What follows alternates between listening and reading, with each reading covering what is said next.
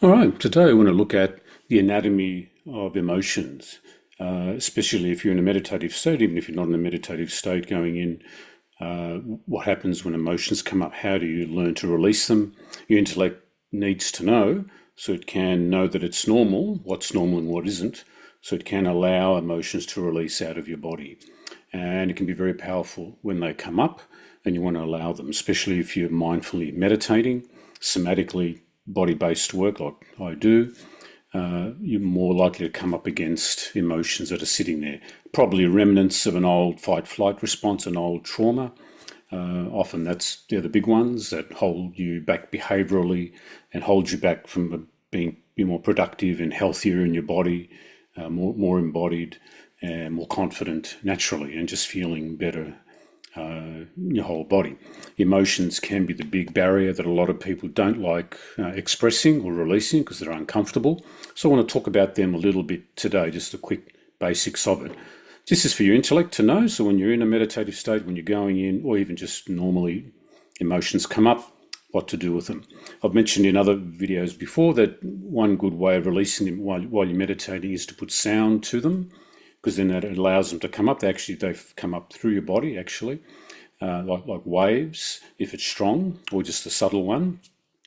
And anatomy-wise, there's normally three basic ones. There's probably more, but the three basic ones that we tend to call negative and tend to shy away from and block off, which is why when I'm working with people, they're the ones that likely come up and need expression. And only the client or the person needs to feel okay that emotion is all right to feel. And sure enough, it is with me and other body-based, somatic-based therapists, especially radix body psychotherapists that I've trained in, very well trained in the deep emotions to be present for someone. And one of the ones that can come up, and again, this is for your intellect's benefit, while you're sitting there going in, is anger. Anger is a big one where longer anger may come up at some abuse or some trauma in the past that never got expressed, never were able to express either in childhood because the adults around you were bigger than you, or the bullies were bigger than you, or later on, some event or some situation where there was a traumatic event and you were angry but you couldn't express it. It wasn't safe. You just got hurt if you did, or there was too many of them and just you, or too few of you, couldn't fight back. So that fight response still gets locked up in your nervous system and needs a safe place to release. And so often anger will come up, and that can be the primary emotion. And often when the anger comes up and you actually release it, put a sound to it, fists may go, shoulders may want to hit, just let it out. A wave, normally heat goes with it. The body will heat up with it. Often what to be aware of is there's a secondary emotion. Once the anger comes out, there's a good relief from that, but then it can be quickly followed by fear, where you feel frightened because you have spoken up, you have fought back, and you face the consequences now, like you did back then, which is why you had to stop it, and then the fear will come up. So you want to allow the fear to come up, and put sound to that.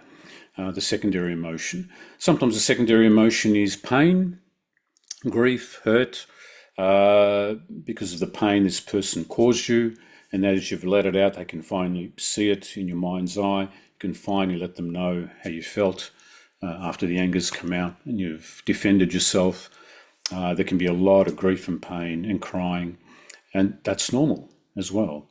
Nothing wrong with that. Or the primary emotion could be fear initially. It was all this fear or terror coming up. Legs may want to run, my body may shake or tremble or vibrate. You want to be able to breathe through that.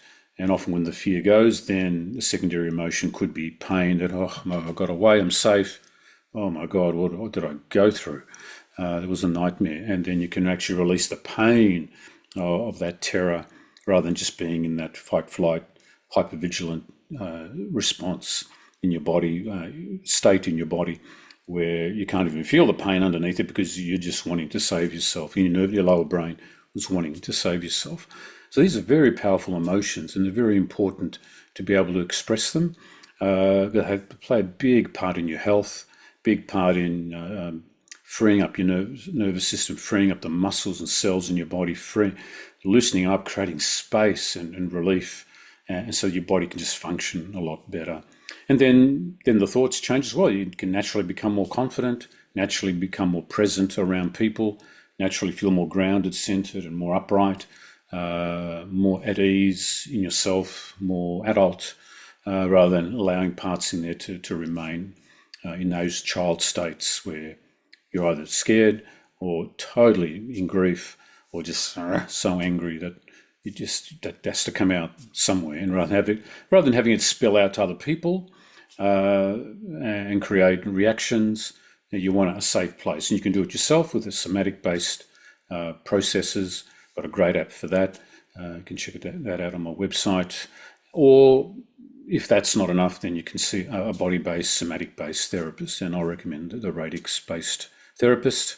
PSH is great as well, private subconscious mind healing. Do a lot of that with people.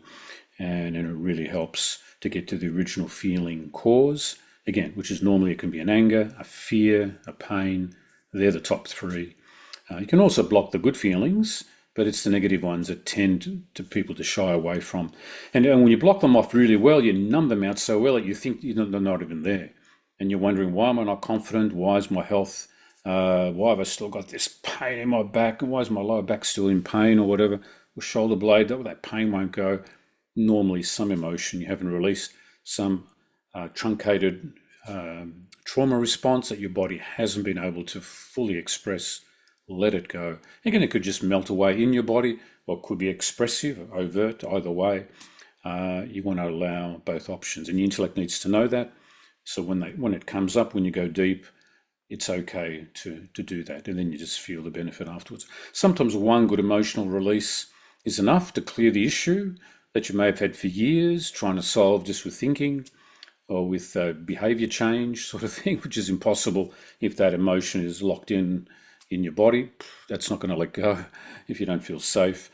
Or if it's a dense one, which often they're the ones I end up seeing long term with people sometimes, then you got to peel them away, layer by layer by layer. And you feel the benefit as you go along till eventually one day it's just all finished and all gone. And people have small arcs where they're small ones which are easier to release, and other people have a big arc if it's a really dense one that happened over and over. That can take a longer, but at least you feel that something is moving, you are progressing. You're not just sitting there going over the same story all the time. And the story isn't that important anyway. All right, hope that helps. See you again.